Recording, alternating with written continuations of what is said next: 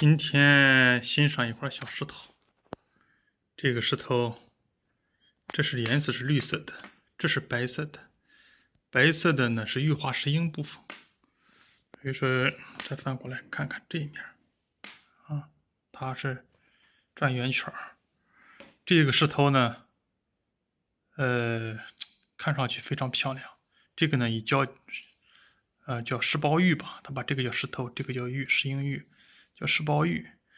那么说这个石头它怎么形成的啊？我给大家大致聊聊。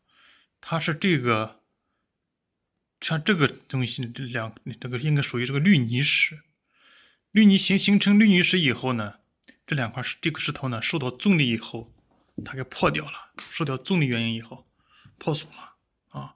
破损以后，这个在当地形成聚离，然后其他的物质就填充到里面了，比如说是河沙啦，什么情况填充到里面，填充到里面，这叫二次填充物然后又把这个石头呢长在一起，又在河槽中进行了这个自然打磨搬运打磨，形成了这么个形状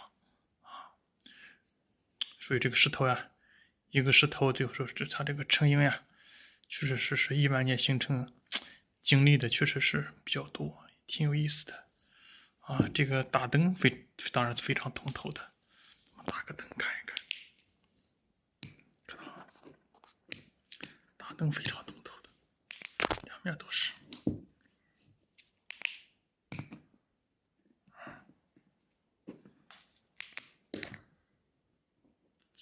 做个小摆件就这么摆起来，摆这起来玩我觉得意思挺好的。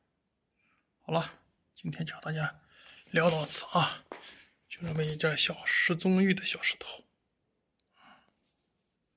怎么都好看。